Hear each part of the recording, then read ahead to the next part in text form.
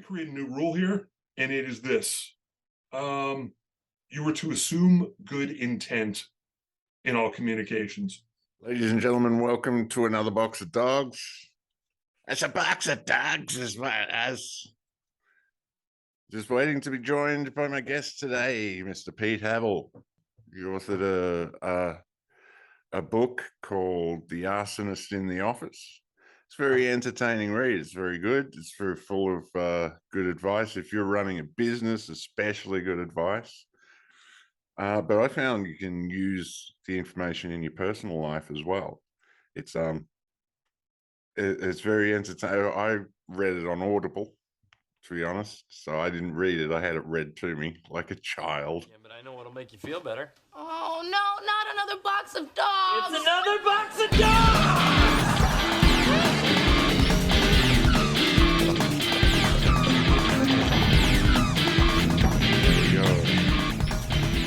Alrighty. So, did your daughter's car get fixed?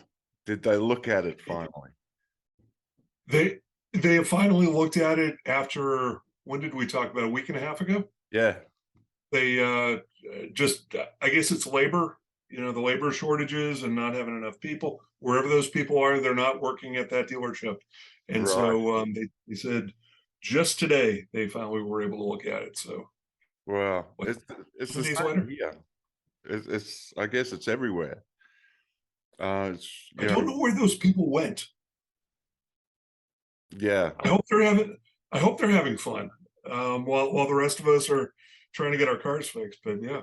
They're on a skiing holiday somewhere. Do you think that's indicative of the way things are moving? That general, like, I guess people aren't going into trades as much anymore. It sure sounds like it.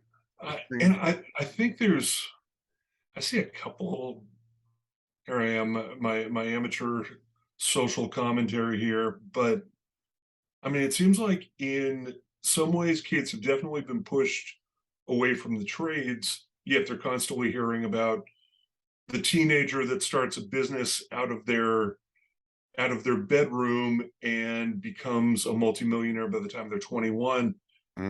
Some of that would say to me, those people are going to become more entrepreneurial, maybe skip traditional college and go to a trade school and say, you know what, I don't necessarily want to be a plumber for my whole life, but I do want to be a plumber for 3 years, learn the business, and then I'm going to own the business. Yeah. It's a good way to. But maybe they want to do apps instead of toilets. I don't know. Yeah. I think it's very similar in some ways. Dealing with a lot of crap. Yeah, That's about right. I really enjoyed your book. I listened to it on Audible because I couldn't get a hard copy, but I like you using different voice actors. Yeah. To do. Yeah, that was I just felt like I had to. I am so bored by virtually every audiobook that I read where, I mean, yeah, it checks the box on, yes, someone is reading it audibly.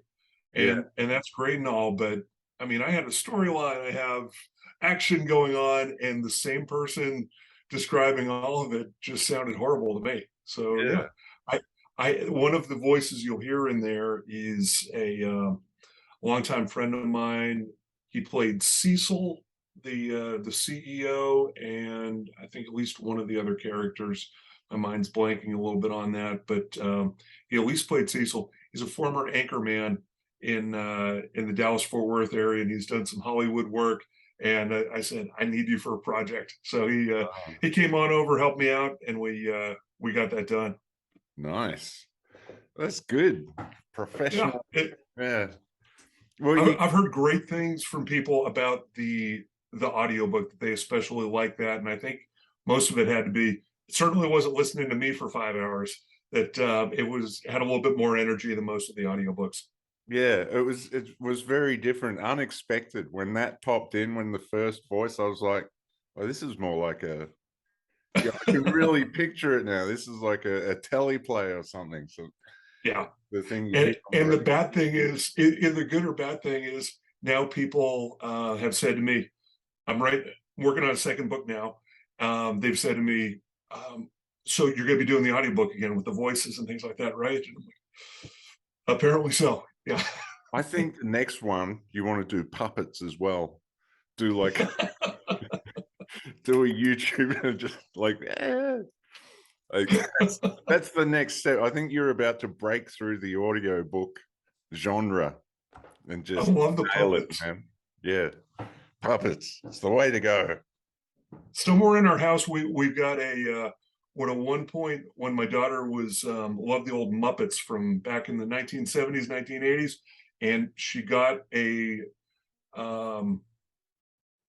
Muppet like me doll that is supposed to be as close to her as they could figure out from puppets. So maybe I'm going to resurrect that Muppet and bring it in. That could play Hazel. That's brilliant. I've never heard of that because I love the Muppets. We grew up on the Muppets. Yeah. I've never heard of a Muppet like me. That would be, I've got so many friends that would love that. Well, of course, here's the thing. I mean, it doesn't end up looking that much like you. Yeah. And the ways that they do make it look like you is, oh, Scott, you've got brown hair. Boom. Throw in whatever brown hair that they've got onto that, and you're stuck with, I guess that looks more like the Muppet with an orange head than it did before. Yes, thank you. Nice. Great Muppet like me. Yeah. So what's your next book? What's the next book you're working on? What's this one about? It is going to be about the challenge that the new leaders face. Walking in, you never know what you're going to get, and what you need to think about, be prepared for, have ready to unveil, and those threats that may be out there. You're now at the top of the mountain. Good news is, that's exciting. Your pay is better. Bad news is you've got the longest to fall of anybody, and you need to understand what's going on and how to protect yourself and protect your career in those tough situations. Okay. So let's go back to the book I have read. Yeah. It's a fascinating story. These are all stories from your life, things that you've actually been through. Well, I did not bring my lawyer onto the show today, but I would say this: I do have a disclaimer at the front of the book saying that these people are not imagined. They're this and that. I would say that I know the circumstance extremely well, Right. and it means something to me, and I have the scars to show it. Yeah. But I always stop just short of saying, yes, this is my story, because at that Okay. point, hello, trial attorneys coming after me. But it is a subject. And Hazel. Yeah, Hazel. She sounds like a piece of work. Darling person.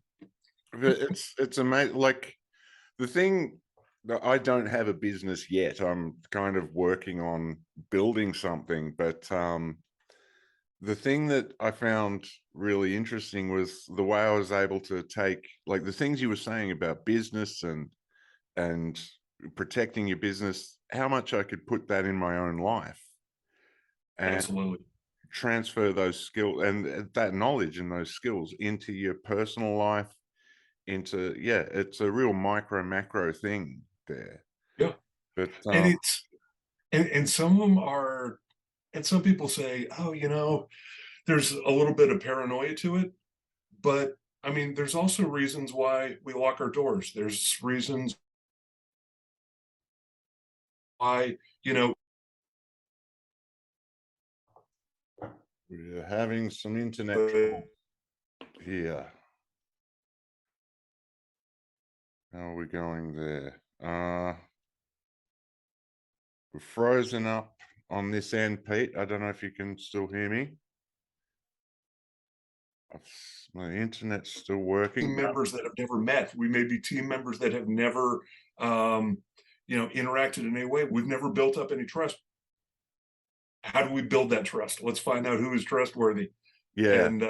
And those things are strangely missing from so much of organizational development.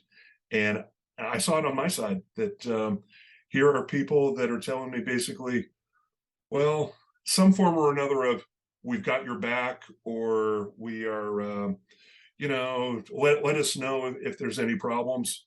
But at the end of the day, if they really wanted to solve the problems that I ran into, they could have, but Yeah. chose not to. Yeah. Sorry, you dropped out for a second there. I think my internet is a little off, but I think we're good now. But I Okay. got most of that, I think. The thing I find interesting, the Hazel character, and this is something actually a comedian, Bill Burr, talked about a while ago, about how a lot of the political correctness stuff gives psychopaths and sociopaths a roadmap of Yes. how to, kind of what the things that they need to say. And I realized it also gives them a roadmap of the weapons they can use to take people out and how they can get ahead. It's kind of crazy. And it's really one of the things I looked at Hazel, and you see these stories when there's that rogue person who causes trouble anywhere. They've got a superpower, and it is they can sense weakness, they can sense strength. We know in dealing with foreign or domestic enemies, some people and some nations respond to one and not the other. But in the case of Hazel, Hazel very much understood that the organization sending a message to her that you're untouchable, you are not going anywhere. And why? Because you behaved so badly that we're not going to get rid of you. We'd like to make a deal with you. We'll keep you inside this organization. Yeah. And you almost create protection around. You do create protection around him, legal protection, human resource protection, and it sent the signal in a huge way, not only to her and everybody else, that if you really want to become established in the company, go and destroy stuff. And that's really the message they sent. Yeah. Is that business still up and running? Are they still running? Are they still? They are. They are. They are immensely. It's a lucrative business. I wouldn't call it. It all depends on how you define successful. But you look at the bank statement, and you would be very impressed. Other ways, you look at reviews online and what people say about business practices, et cetera. Completely different story. But yeah, that dollars and cents, very, very well. Yeah. Now this was a business. I forget the word. I don't know. The word keeps slipping. The business mainly focused on what? I describe the story as it being a lobbying organization. Lobbyist. So government relations. Yeah. I keep forgetting that word, lobbyist, lobbying. Lately, that word has just gone out of my brain. Like, you won't. Most people wanted to. I don't know what's going on. I kind of wanted to bring lobbying in a bit more hardcore here in Australia. I wanted to go to Canberra and There you go. be a lobbyist. It seemed like kind of fun. What is that business? What does it, because it seems a dirty business. It can be. Yeah. It can be, and it can be incredibly straightforward and clean. I mean, at the base of it, it is, I work for somebody who has an issue. And ideally, and in most of my career, I worked for organizations that their values and their agenda lined up with where I come from, which was my company wants to create more jobs, and this problem here is stopping us from doing it. Okay, I feel great about that. And I took their issue and built relationships, or already had relationships, to help them solve that issue. And essentially, like we're doing now, you tell your story.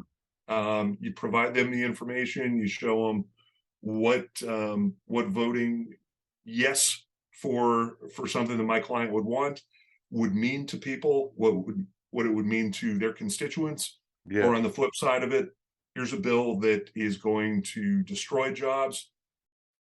You need to understand this. And that is where the sweet spot of idealism will come from in lobbying. But then you've got the stuff where, okay, and in the US right now, we're in the heart of the midterm elections, where, and I'm not saying this goes on, but just in general terms, we want to support you in the next election, but we need you to vote for X, Y, and Z. And oh, by the way, we're prepared to spend $50 million in the next election. And if you vote against us, we may be forced to spend a lot of that money to get you out of office. Yeah, right. It, Okay. it can be pretty compelling. Or you may just tell those people, get out of my office and game on. I will take you out and I'm going to beat you if you're the elected official. Okay.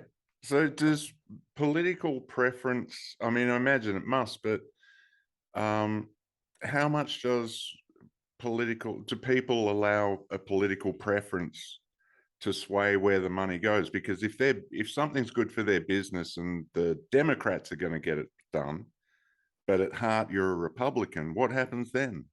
Yeah, and that is, there are those times, and that's why it is really important for anybody in the lobbying business to understand that your friend one day may not be your political friend the next, and that's okay. Wow. And I have a teenager, and she's now in college thinking about getting out into the working world. Mm. And what she sees on TV and what all of us see on TV every day about politicians going at each other and the attacks and the personal shots. I talk about my side of the business, which is, look, that person that, whatever politician it is that's screaming at them, I may have an issue come up that's nonpartisan, that it has nothing to do with liberal or conservative. I've got to go into their office the next day, so that means I've got to conduct myself respectfully. Mm. Either that, or, and I'll say this, either that, or I'm going to join up with somebody that thinks 180 degrees differently than me, that can go in that person's office and talk to them. So I would have, me supporting one side, my partner supporting the other side, and that way we're covered. And hopefully the politicians don't connect those dots. Okay, yeah. I found it interesting, and I've seen it a lot online, where people will see politicians hanging out together at a tennis match or some event, and they're generally, they're political enemies. But I guess what a lot of people don't understand is that's the business, and there's the business and the personal, and they all hang out together. They have a drink together and stuff. They do some. Now, I have the U.S. perspective, so it may vary depending upon country. But the way things worked in the U.S. probably, call it 40 years ago, is that many of the members of Congress and the senators, they would all stay in Washington, D.C. and hang out a lot more. Yeah. Now things are such that most of them, because it can become a political attack by your next opponent, that they say they moved to Washington and they've forgotten about you. So what does that do? It causes those members of Congress who used to know each other to go back home every weekend. And then for the most part, when they're dealing with issues in Washington, they don't know their colleagues as well as they used to. Yeah. So it's not that you want people to become aloof and away from their constituents, but the part you're talking about, hanging out at a tennis match, it happens, but those relationships aren't as deep as they used to be, which causes, frankly, some of the friction. Because you're more than likely much more comfortable, assuming you're comfortable going nuclear on somebody in a political way, against a stranger, than you are, okay, that's the guy that lives across the street from me. Yeah.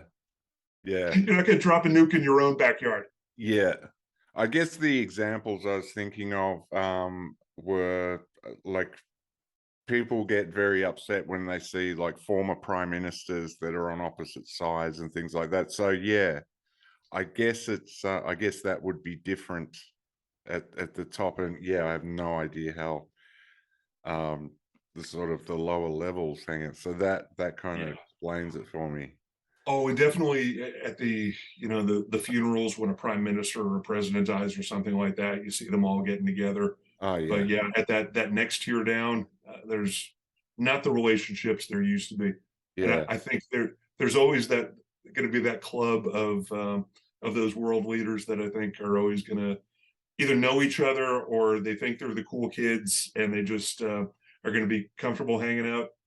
yeah, Now, there may be one president in the US very recently who is probably never going to perfectly fit in that category, but I don't think he cares.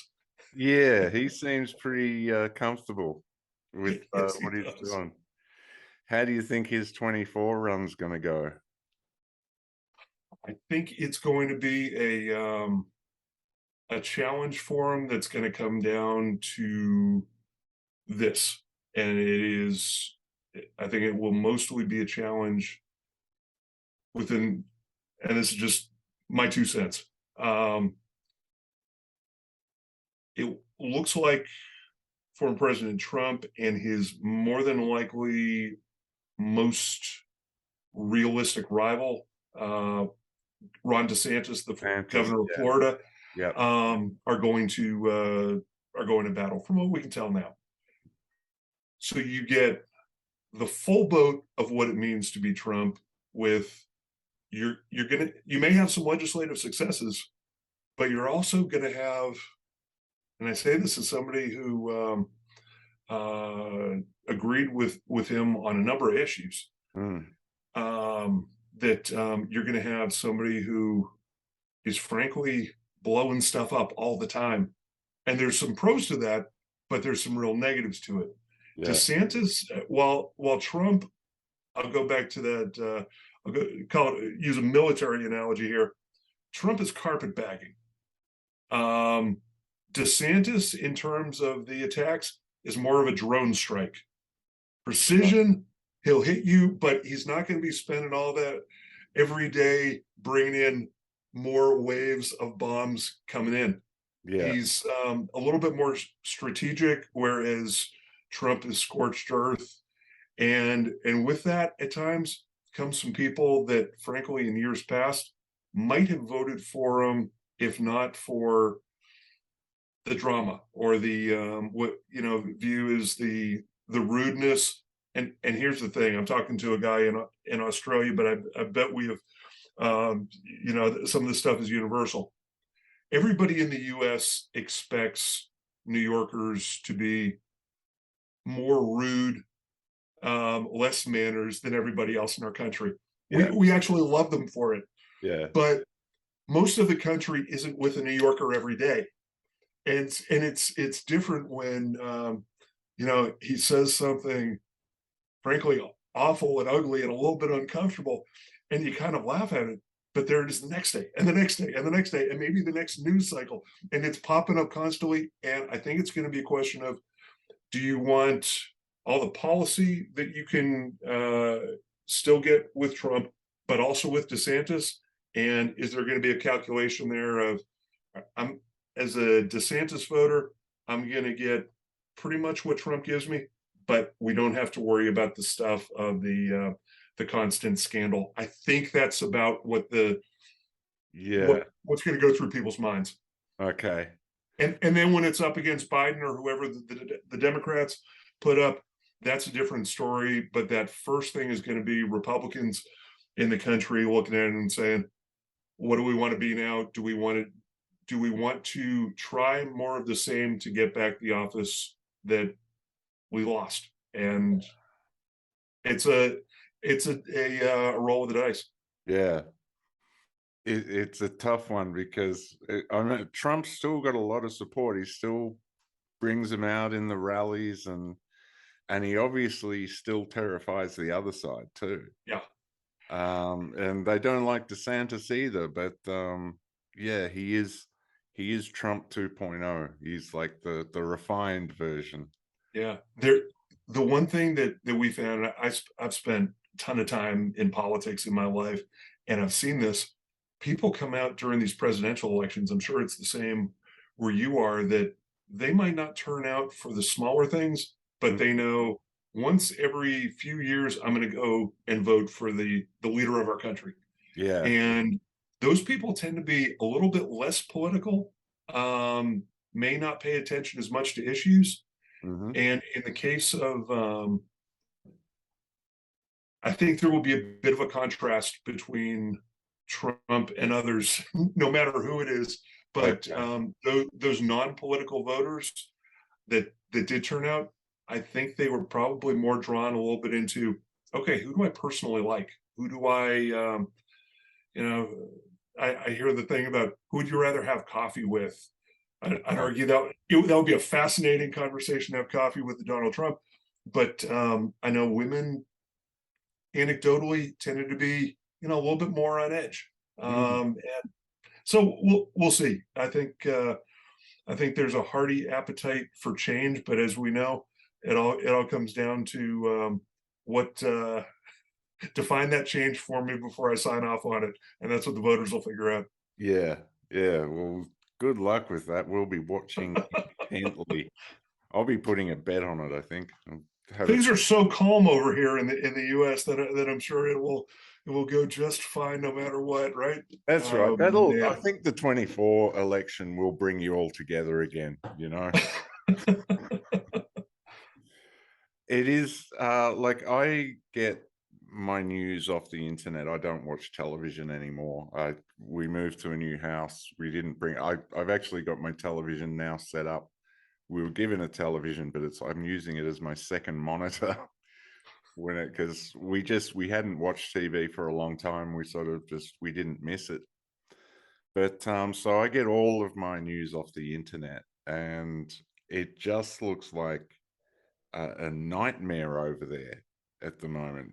But then when I talk to people, it's like, well, the birds are still singing and the sun's still shining. So Yeah. what is it like in America now?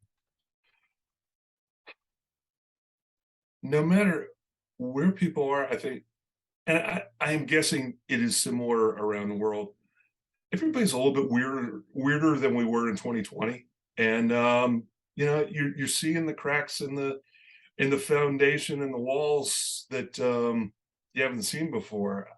But so people are strange. I work a lot with police departments in terms of my consulting, organizations that have some challenges dealing with internal behavior bad behavior at times because of the way labor rules are set up and all sorts of other things.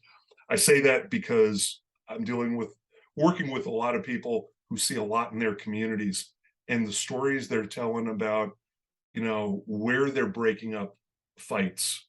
It's in neighborhoods they hadn't had to worry about before. Really? Just the general violence and edginess that people have that maybe in the similar situations wouldn't have reacted in those ways. So Yeah. I think we all got weird, and some people in different ways than others, but it sure seems like be interested in what you think on this. Being alone or not having the ability to largely do what we want to do for a number of years is going to have an effect on us, mess with our heads. Yeah.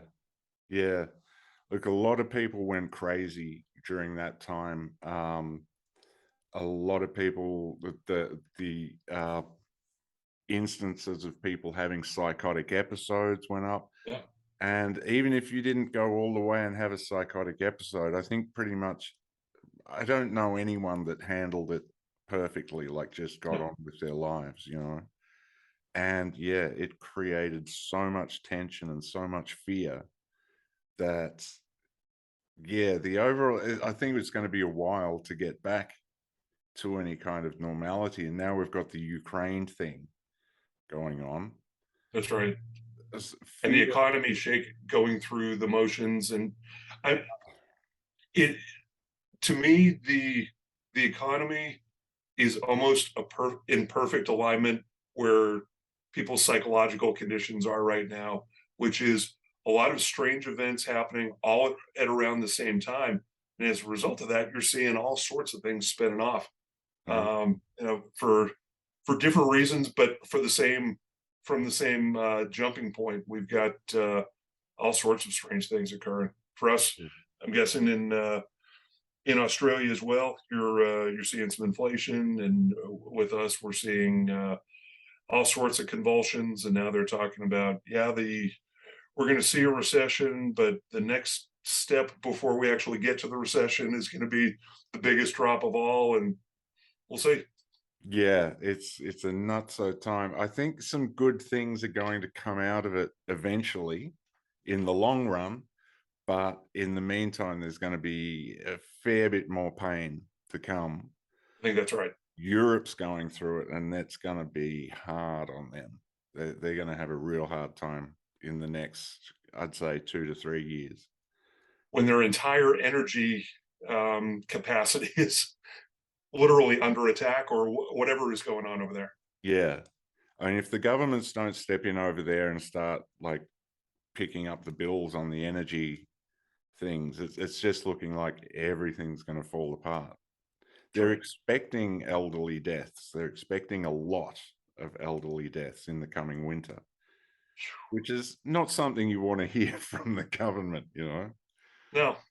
So yeah, we're in for some interesting times, but good. I do believe good things will come out of it. Well, I'm hopeful that good Always things. does. Yeah. You need these hard times to come through the other side and whatnot. So let's try and stay hopeful. I do a lot of the podcasts I do with I've done a few with a comedian called Steve Hughes. They're always fun. We go deep down the conspiracy theory rabbit holes, and you can come out the other side of them just going, what's the point? So I try to stay positive, But the good news is we there's nothing we can do to change that we're doomed, or something like that. That's it. It's very fatalistic. How do you going over the cliff gives you a beautiful view? Yeah. Put your cameras on slow motion, start filming. You're going to get some great TikToks. That's right. TikTok, I think, could be what if TikTok was the savior of humanity? It's just saves all the economies of the world. I see it happening. Yeah, absolutely. Twerking will save the world. How do you see the Ukraine thing playing out at the moment? Like, what do you think? Because I personally, I don't think it will go to nuclear war, because, it can't. Or World War III as such, because I tend to have this idea that there's a playbook where they will take it up to a certain point and everyone will be terrified, and then they'll turn it around and present themselves as the kind of saviors of humanity. Yeah. And they'll get a lot of mileage out of that. That's kind of my reckoning of it at the moment. But what's your take on it? I mean, at the beginning of this, and what was this? February, March? February, yeah. When this seemed to really get rolling, after the initial thoughts that Biden might go in, and then he finally did. But around that time frame, didn't Biden himself, as one of the as the head of the other side, along with Zelensky in this, didn't Biden almost signal that, well, we'll figure out something here, and that some of the statements about we're gonna fight, but there were a whole lot of caveats to that, so a lot of asterisks added, that certainly led me to believe that there was something less than them getting out completely, the Russians getting out completely, retracting all of their weapons, and never being in any of the land that they have been in. It sounds like there are some of those territories. I guess we found out that Crimea is not going to be one of those. The Ukrainians went through a bit of infrastructure demolition over the weekend with that bridge. But it sure seemed like there was some flexibility from some folks in the world to say, we can figure out something here, but I don't know if that's changed. Yeah. And the one thing I heard a few people on, and here I am reading things on Twitter and imparting anything useful out of this, but the need that may have to be created out there, either real or imagined, to give a crazy and deceitful but important leader in the world an exit ramp that he can use to be able to declare some sort of victory, that he can con his people into saying, I got something out of all of this crap. Yeah. But what that looks like, I don't know. That is I know Elon has been trying to figure out a peace deal, and I'm kind of wondering, how did you get involved in this, Elon? But I did also read last night that Starlink has gone out on the front lines. I saw that, which was interesting considering the tweets that were coming from Ukraine. Yeah, it's wow. I don't know. What are the odds? Yeah, it seems odd, doesn't it? I wish he'd taken a Twitter poll first. That's right. It's that whole, is this thing working? Yeah. I can't hear you. Yeah, let's move on. Oh, Vladimir, you want this back on? Here we go. Yeah. It's just so bizarre. There's so many players in this thing now. There's like so many people involved. It's like, well, where do you? And it just gets very messy. But very messy, very expensive. I mean, now you've got people, I'm guessing, in the, and I'm going to try and go down one of those rabbit holes, but I mean, there's a heck of a flow of money going through this operation now. And people, now the business of, I'll be happy to help in any way you want to invoice me for. It creates some new revenue streams. Yeah. And I'm sure you've got a lot of people in certain circumstances that will be glad to see peace declared, but won't be crying too much about making billions on it as well. Yeah. The only people that are really screaming for peace are people that aren't making money. Yeah, that's right. I mean, I'm at the point at the moment where, like, if I was making some money on that, I would be on Twitter just stoking the fires. It's a lot of it's just because I'm so poor at the moment. and it is so challenging. Of I mean, it's, in some ways I see the rationale for people not wanting to cross that line. What's that old saying about the problem that there's that problem of the dog chasing the car. Well, what happens if they actually catch it, and then what do they do with it?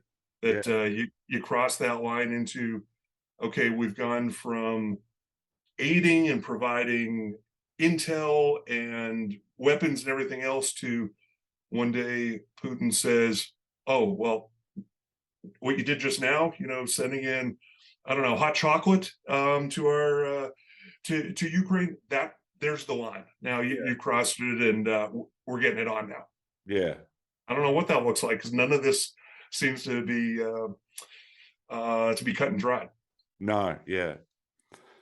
I guess let's just hope for the best with that situation. Something on your I actually my other Twitter profile, because the Box of Dogs one that we connected on, that's the one I'm keeping very business like. This is I do. Yeah.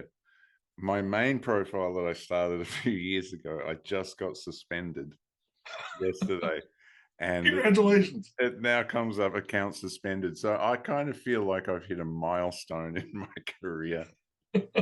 But anyway, that's the complete aside. But on your Twitter bio, and we talked about this, you talk about fixing broken cultures.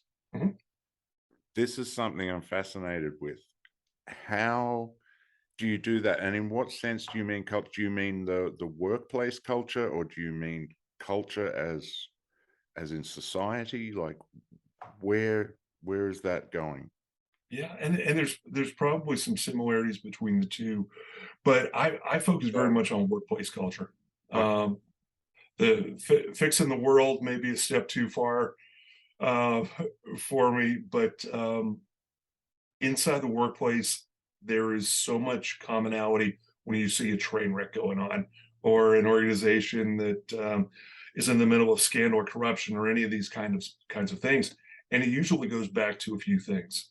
You are hiring people and elevating people who do not represent your values, or you may be hiring people that do represent your values, but you as an organization have no idea what your values are, where you stand in terms of conduct and respect and how you treat people.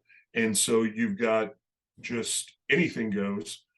And then usually along with that, two things are going to break down when you've got people problems while you're trying to get a business successful, right?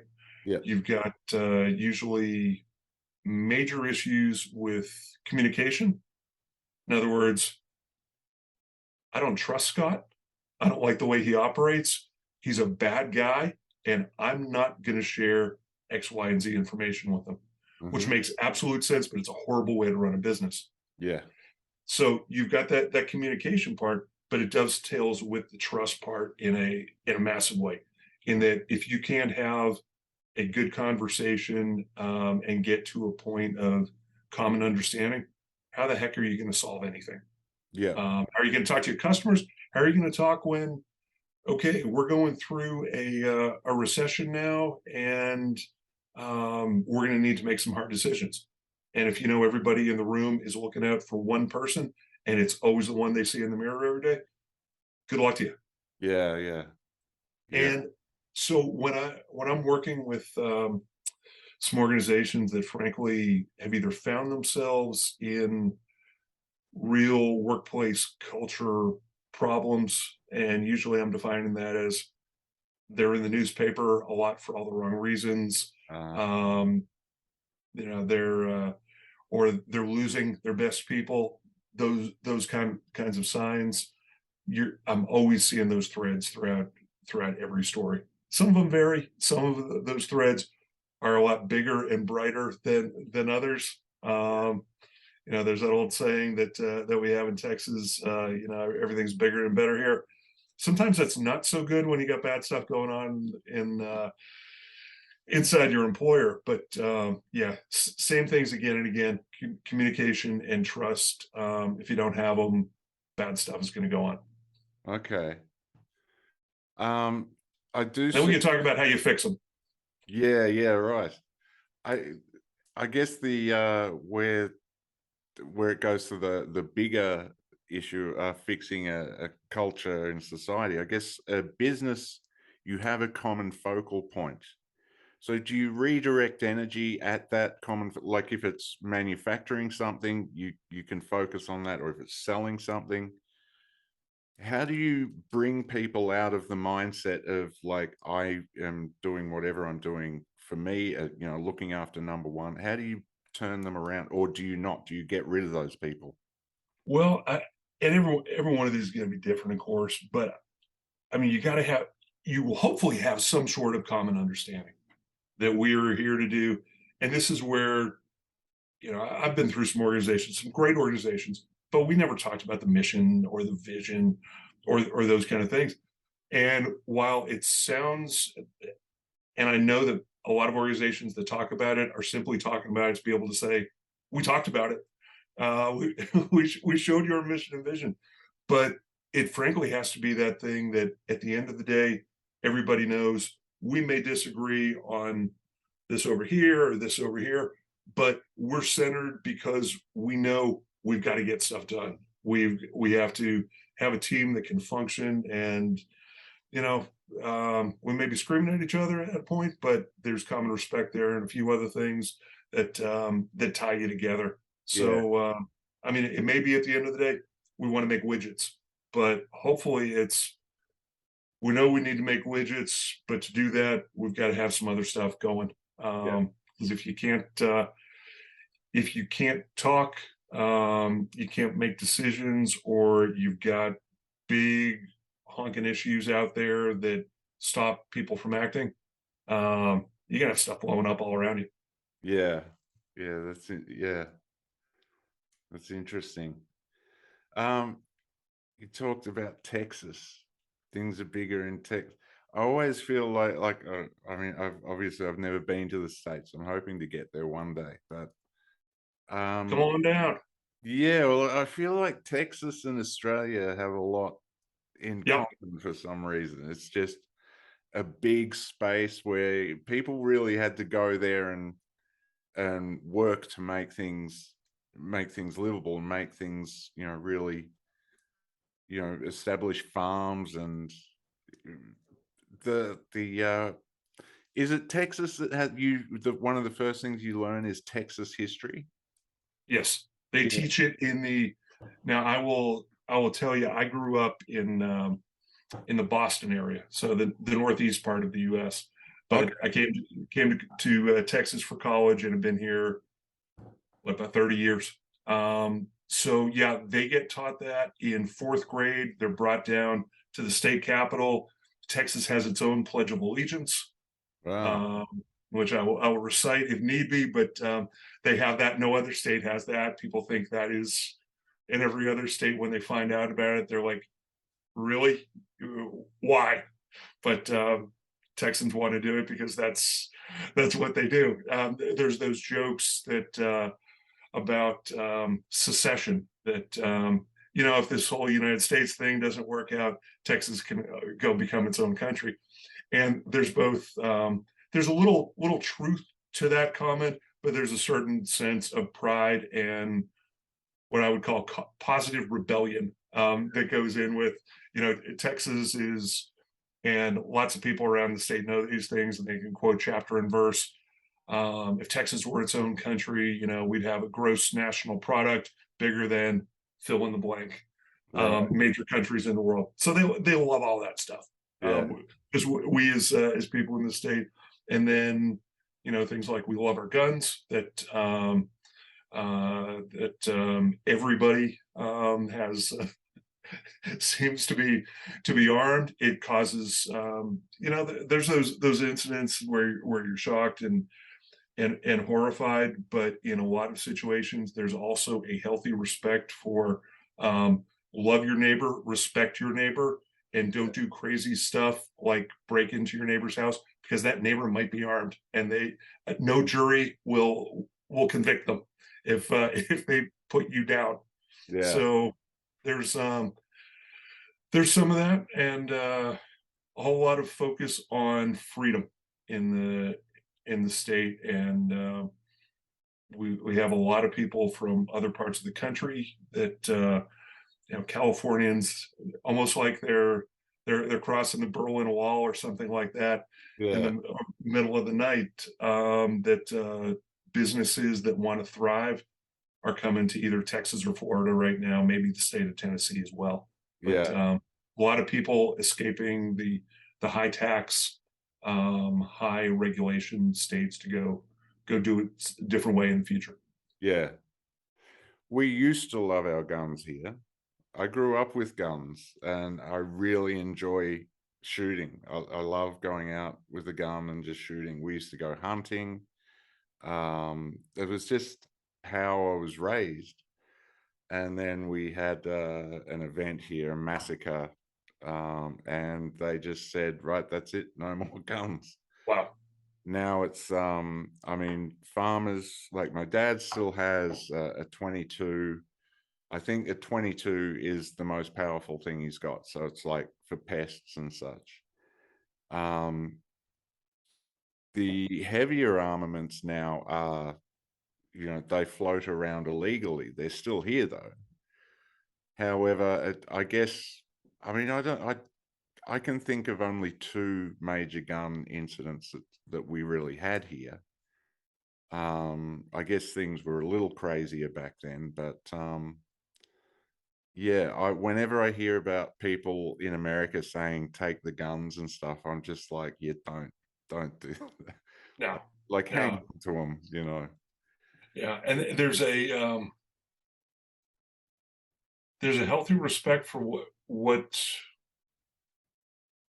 there's enough people around the country, at least for now, that don't want to go down that road, that truly believe deal with the problem people. Obviously, you want to get rid of the loopholes, and laws are written every day that sometimes it's accidental, sometimes it's okay. We didn't know this was a problem until after another law was passed, and now we know it's a problem. So let's close that gap in there. Yeah, There's some things like that people may see, but we were talking about the culture and the craziness. I think there's an amount of people, and knowing how teenagers got through COVID, and a lot of them not so well. yeah, I mean, people have talked about all sorts of different things and blame the gun manufacturers and everything else, but in my heart of hearts, I wonder how much of this rage, certainly not 100%, but is part of the anger, the despondency, the hopelessness, and all these kinds of things.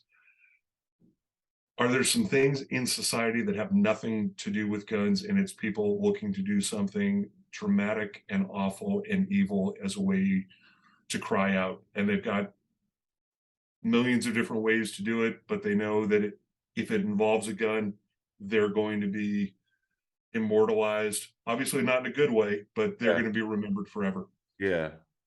It's a very messed up. It's a tough one as well, because I know I don't know how I'd feel about living in a society where I had to carry a gun at all times. That would raise that alertness level. But at the same time, like there's been, well, there was the incident a while ago where it was that classic thing of a good man with a gun took out a bad man with a gun. Mhm. That didn't get a lot of media coverage. Then No. in Thailand the other day, a guy committed a massacre in a school. He was an Oh, ex-cop. yes, the daycare. Yeah, he did have a gun and he shot, I think, 5 people, but then he just started stabbing. So it was not a gun issue. It's like these people are gonna do the evil that they're gonna do. Yeah, we had a guy over the Christmas holidays last year that drove through a Christmas parade, mowing people down. Just Yeah, yeah. I a remember. lot of sadness in the world. That's the thing. Certainly, COVID didn't help with that. That made No, people crazy. But yeah, it's a tough one. I just know I would not be happy giving up my guns. Like, no. you know, I can safely say that will not be happening anywhere around my neck of the woods anytime soon. yeah, that's good. I'm glad to. I am glad to hear that, because yeah. What else were we going to talk about? What else,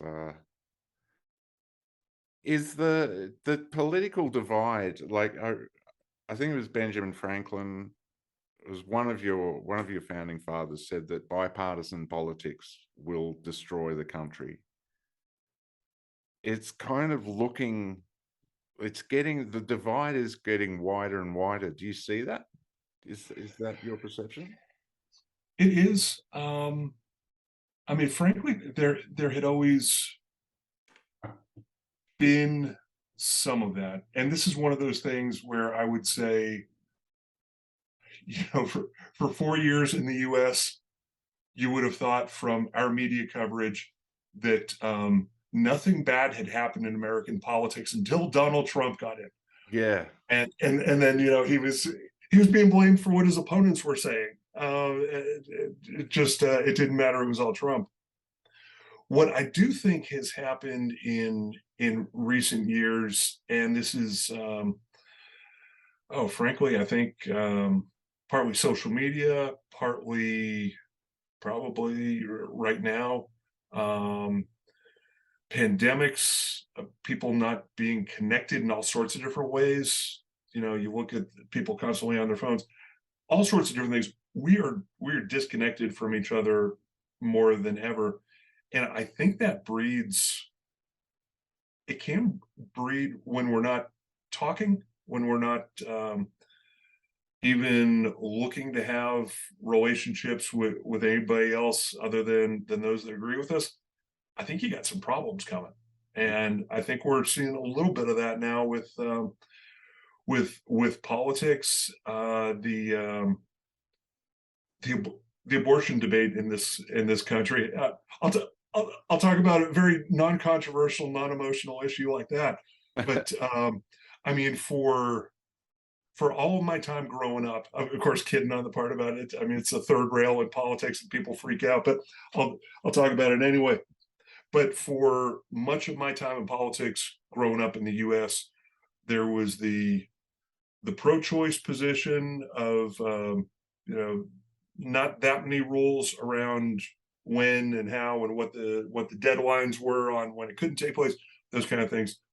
And then on the other side, there was some agreement around many more restrictions, a firmer time limit on when that was going to be allowed, but basically a few exceptions for rape or incest. The mother's life is in danger, those kind of things. And that in some circles now, those exceptions are being talked about as the pro-choice position, which used to be, I mean, as somebody who ran on as a political candidate years ago on pro-life plus those exceptions, I got attacked by the by the pro-choice, pro-abortion. Well, somebody will yell at me for saying pro-abortion, but the side much more willing to have few abortion laws. Yeah. That was the classic pro-life position.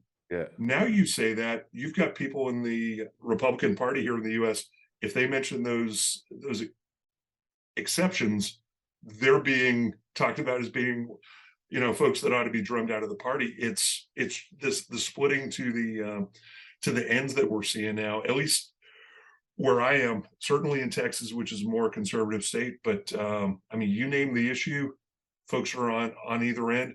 The worst part about that, though, is that is usually where the special interests and the activist groups are that are making money on it, that you know, are building, looking at, okay, how many followers can we collect on social media? How many likes? How many millions and tens of millions are we going to get out of pushing this? But the question is, and I had a great conversation with my teenager the other day about that issue on abortion regulations, is you may not have a majority to vote for any one of those positions. The most conservative, what used to be pretty conservative, but now is, you know, a little bit more in the middle, and then the other end. You may not get 50% of elected officials to agree on any one of those. And at that point, if you are that you know, that pretty good middle for the pro-life side, you may have given up on what used to be your principle for the last 40 years, because you've moved so much you can't find a majority. And that's probably a very long way of saying I think you're right, that it's tough to find consensus, tough to get things done when, frankly, nobody wants to move and nobody has any incentive to move into the middle. Yeah. And I say that as a guy that's pretty conservative and has some strong views, but at the end of the day, all right, you want to make a deal, but there's nobody to make a deal with. It's kind of hard. Right. Yeah. That it must. I imagine a lot of people must wake up. There was a meme going around a while ago. Elon posted it. Everyone was posting it, where it was like a graph of like, here's the left, here's the right, here's me in the middle. and the left had just gradually moved more and more. And so now people were considered conservative who've always traditionally been in the middle.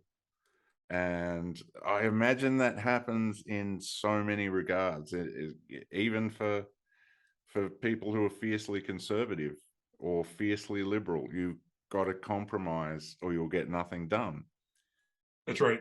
And so, But when you give an inch, there's so many different ways to yell at you online that people are like, is it worth it to even do that? Because yeah, if I make that decision and some fringe folks come at me and spend millions of dollars to defeat me, I've lost my ability to lead or make decisions on behalf of my beliefs. And that's why you see a lot of people either retiring, shaking their heads, or they'll cast a vote, but they'll be very quiet and they don't want to take a leadership role on much of anything. Just easier to duck sometimes. Yeah. I've seen it as well where like I'll get into it with people online on Facebook or something, and you know, it'll be some stupid issue that probably doesn't even affect our lives in any way. If it will be online, no. And then you see each other in real life, you're like, hey man, you know, like you can be hating someone online because the issues get reduced to these tiny little, like a single issue, and you forget that people are more than just one issue. Yeah. Yeah. Or you're just looking for what in those 280 letters can I attack on? I remember saying something, some awful thing had happened in some incident. Somebody had died, and I think I used the word tragedy as a way to offer my condolences. And tragedy was not strong enough for whoever spent like an entire tweet thread of about 10 things saying, from Webster's dictionary, here's the definition of tragedy. This was on purpose. This was malicious. There were all these different things. And I'm thinking, Oh, you know, we agree here, but yeah. nobody agreeing on Twitter just doesn't get people's juices flowing as much. It does. Yeah, it does. There is a real, there's a currency in outrage that should not exist. But I tell you what, if I could turn outrage into a cryptocurrency, No kidding. I would do it. Sign me up. Immediately. To the moon. And that would be crazy. What do you think of the whole cryptocurrency thing? Do you think that's something that is going to come back? I always stayed away from it, frankly, because I've never wanted to invest in things I didn't understand. Okay. And even when people would explain it to me, it didn't feel right. I don't object. I don't question anybody who did. I just don't, I never had the confidence that a lot of other people did in it, because not that as an American, our currency is backed up by anything, but there's at least a level of pretend where you can tell yourself, well, the government backs this. Mm-hmm. Okay, I don't believe that either. But with crypto, it is, I just couldn't wrap my hands around, at the end of the day, where does this value come from? And that's a lot. I guess, again, a long way of saying I just I couldn't figure it out, so I never jumped in. Yeah, that's fair enough. I guess what made me jump in was when I first saw Bitcoin, they were 2 cents each. Wow. And when did you jump in? I didn't jump in until I think it was last year, the beginning of last year, and it was just as things were going up. And the end of last year, I had $20,000 in my crypto account, which, you know, that was from about a $5,000 investment. So Fantastic. You know, I was really stoked, and now it's at about $900. So I only got into, like, I day traded off and on for about 5 years, but I never did it really seriously. So I really didn't understand how to trade well. So it was only last year that I really became a beginner trader. And my crypto was this thing that was like, this is the thing that, you know, whatever else I do wrong in, you know, my crypto is going to be there to save me. And turns out it's exactly the same as every other investment. Yeah. Back in the day, I began following, I don't even know if he's alive anymore, but it was a guy named Peter Lynch, who was a investor with Fidelity Investments, have a lot of operations, I guess, around the world now. But at the time, they were based in the Boston area, and everybody talked about this company, and especially Peter Lynch, who was the genius of investing at the time in one particular mutual fund. And his whole thing was never invest in anything you can't explain to somebody else, to rationalize, this is why I'm in this. I think that is probably a bit difficult in this world, especially on the technology side. Mm-hmm. But for instance, I got involved in, I think the company is called Block, but it was called Square up until the electronic payments company. Okay, yeah. They back before COVID were growing, and then once COVID hit, you know, the electronic transactions became much bigger. And as a result of that, I could wrap my head around, okay, I can see why this company is growing now. So for me, those are the kind of things I look at in terms of what's happening in the world, and does it make sense? And, you know, with energy prices having gone up, okay, with Ukraine, the unrest over there, it seems like energy prices are going to rise. So this may be a good time to look. So that's usually what I've done. Yeah. I could probably explain crypto in a really basic way now, but would get it entirely wrong as well. But it is. I think it will come back a couple more times. A lot of people think it's a scam. I don't think it's a scam. I think it is something that has legs, but it's got to evolve. I think one thing that is going to drive its success at some point is too much government and people being concerned. I mean, the government entities in some parts of my country have already tried to start getting more regulation on crypto in every part of the people's lives. And to me, that's going to be one of the biggest drivers of it is, are people comfortable? I mean, there was a proposal that the Joe Biden's administration put out earlier this year in the US that said essentially any transaction over $600 is going to have tax forms with it. And it had people thinking, okay, that's really getting into the minutia now and controlling every dollar, and the government basically being able to look at your checking account at any time and analyze it and decide, you know, do we object to what's going on in there?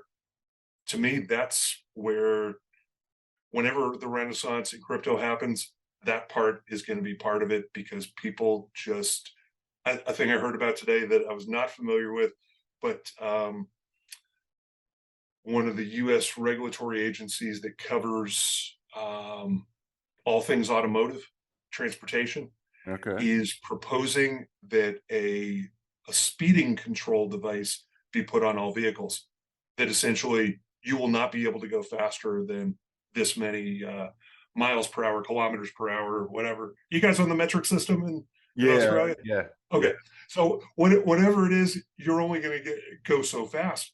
And they were interviewing people in New York City even, and normally they like their government there, but people were saying that makes me uncomfortable. Yeah. They keep that up, I think crypto is going to have a heyday, because people just in general, they don't want their lives messed with that much, and if they're feeling the pinch, they're going to push back, or they're going to find routes to have a little bit more freedom, and crypto is probably one of those. Yeah, there is one coin that that I have a lot of faith in, I see it as kind of a new Bitcoin.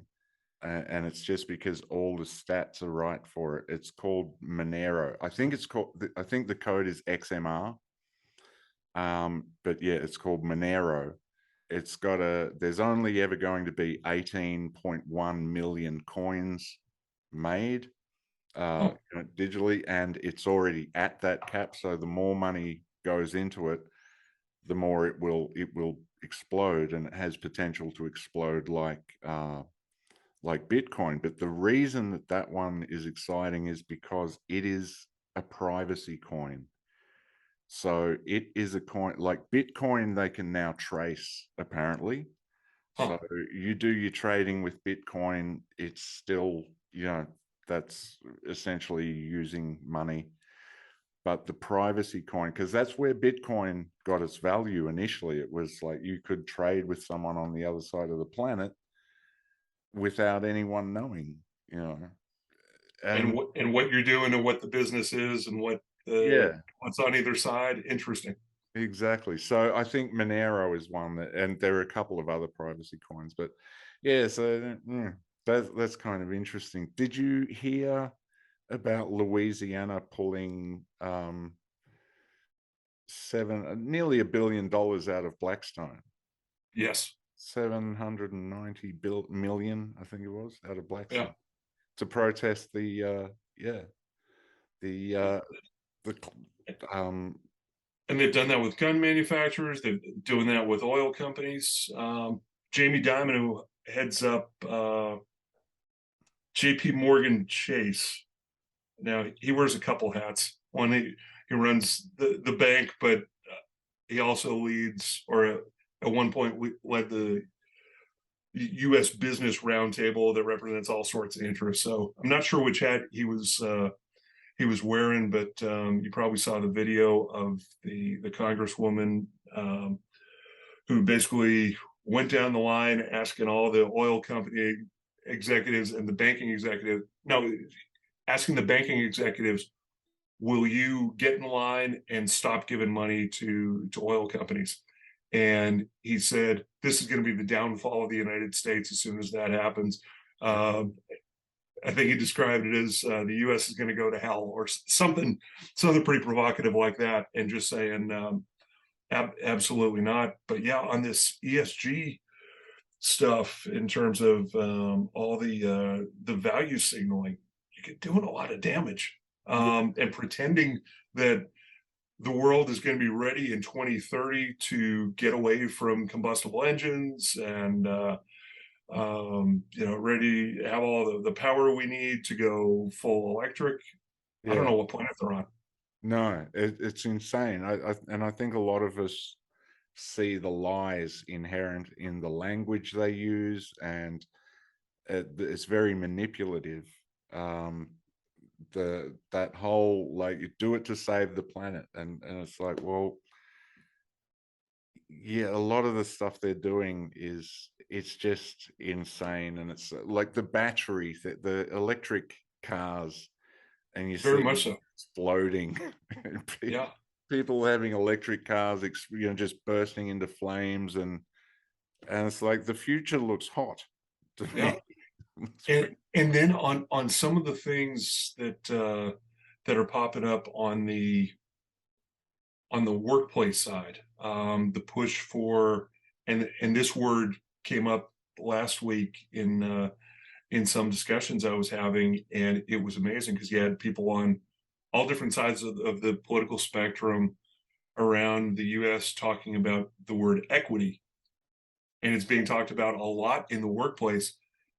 I couldn't find anyone in a group of about 8 of us who defined it the same way as anybody else in the room. Really? Some were deeply disturbed by the impact. Other people saw it as the same as, well, if you're going to be respectful of someone of a different skin color, you need to believe in equity. Well, what's your definition of equity? Because if it means a reversing of previous wrongs and some of the folks that have promoted an aggressive new definition of that word, talk about well, we may have to use some future discrimination on groups to address past discrimination. All right, well, that's not cool. I mean, what does that do to improve relations for anybody, and especially putting it in writing isn't, that's well, I guess that's a pretty open book, but This is who's who wants that, and who wants to implement it? And I I think that's where a lot of this a lot of really strange discussions are taking place in the workplace now of folks want to go through the dance and they don't want to be seen as intolerant, and who does? And I don't think anybody should be, but okay, after you break down the barriers, after you get rid of the bigots, after you say, you know what, we want to make sure that when we're hiring, let's go and look for applicants in some places maybe we didn't before, or reach out and yeah, a lot of guys in this room, we're making sure we're having conversations that women understand they've got a place in here to compete and find an opportunity. Let's get everybody up to the level that they want to be in this room with us, and bust down any walls that are creating a misimpression. But once you get past that point, man, there's a lot of murkiness that is sending some companies in some weird directions, and I don't know who's guiding that ship at times. And a lot of times I wonder if CEOs even wonder how it's being guided, because they're kind of trusting HR and we've got our consultants on this, but at the end of the day, I see a lot of confusion from all sorts of circles. There's a thing we do here in Australia a lot, and especially anytime you go and have a meeting with any government people, anytime, like my girlfriend works in she's in mental health, but she was a social worker for a long time. So all of this stuff, we do this thing called Welcome to Country. And you start out every meeting, and it's like a religious thing. It's like I went to a Catholic boarding school, and every dinner started with prayer. You weren't allowed to touch your food until we'd done the prayer. That's what this is. It's this whole thing of we acknowledge that this is the land of the traditional native, the elders, and that. I've never met an Aboriginal person that's been like, thank God you guys recognize, you don't do anything about it, but thank God you recognize that this is my land. Yeah, no, I'll be outside. I won't, Yeah. It's weird. We actually, yeah, I'm not in a lot of those rooms, but I heard about that recently somewhere around here. One of the universities beginning to do that on everything, typing up documents to students and saying you're signing off on this, and they're 18, 19 years old. What the heck is this? But professor says this is how you govern your class. Okay, professor dude, whatever. Yeah. It really, like, I've been getting into I watched a lot of James Lindsay and a few others that really break down the whole Marxist infiltration and all this kind of stuff, and the way this stuff is used. And it really is, it goes back to that providing maps for psychopaths. It really does. It makes it impossible for someone that is a conscientious person to go in and navigate all this stuff and be okay. But a psychopath will walk into that situation and just be like, right, I got to do this, I got to do this. My moral compass doesn't matter. Because I don't have one. So I'm just going to say the right things and act the right way. Yeah, and have no fear of getting caught. We were having a discussion the other day, again going back to my daughter and I, two different generations, discussing things, and she was talking about she's got lots of friends that some of them had put up their pronouns in their Instagram bios, and she's not sure what she knows what she thinks about it, but she's not sure why they're doing it, et cetera, et cetera. And I thought, we are, folks are feeling, if they've got rough things going on in their lives and they want respect and understanding, all the more power to them. But in terms of people saying, I am so and so, I want to be called this way and this way, I'm thinking to myself, I've got people I know for 20 years that can't pronounce my last name properly. It's 5 letters, it's not hard, but they can't get it right. And that the level of expectation with some folks is, I'm going to remember that this individual is they, them, or he, they, all these different things. I'm sorry, I've yet to see any of that respect from anyone I know, and I know they're trying. So I don't know. I frankly have no idea where this is going, because I don't think any of us have a good enough memory, even if we wanted to go down that road, to get it right. So the folks that are driving the individualized expectations of, we're all going to have this encyclopedic list of what we need to get respected, forget about it. We're not smart enough to get any of that right, even if we wanted to be. Yeah. And it makes you focus on the wrong thing. Like if you're going in there going, okay, I've got to talk about this and this and this, but oh Christ, what are their pronouns?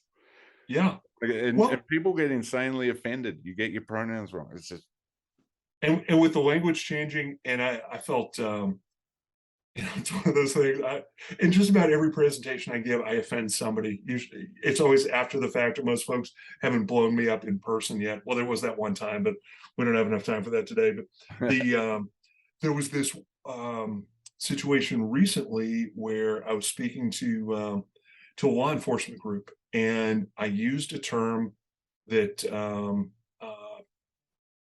some folks in an organization, I said, went off the reservation on such and such, which is a term, I don't know if it's used in Australia, but I had always heard it used to simply say, so-and-so went, thought separately on this. And I said this, I didn't realize there was a tribal leader from a police department who was watching it, and was very kind to send a note to the people that we're organizing this, to say, I don't think this dummy understands that what he said could be offensive to some people. Just tell him so he doesn't do that again. And it was great, because I was like, you know what? I've never thought about what that meant. I always heard it. I knew the meaning of it, but didn't understand the history behind it. And I'm not trying to piss people off unnecessarily. So, hey, sorry that hit a bad note. Now that I know what it means, I'll be, not going to swerve into the path of oncoming traffic in the future. So thanks for telling me. Yeah, I think that's that's essentially where they're getting it, because I don't think anyone really wants to go out there and go, like, wake up in the morning and go, I'm going to go out and offend everyone today. I mean, so what bothers you, and how can we talk about it? That's a good opener. I like that. I did Could make for a fun podcast. Yeah.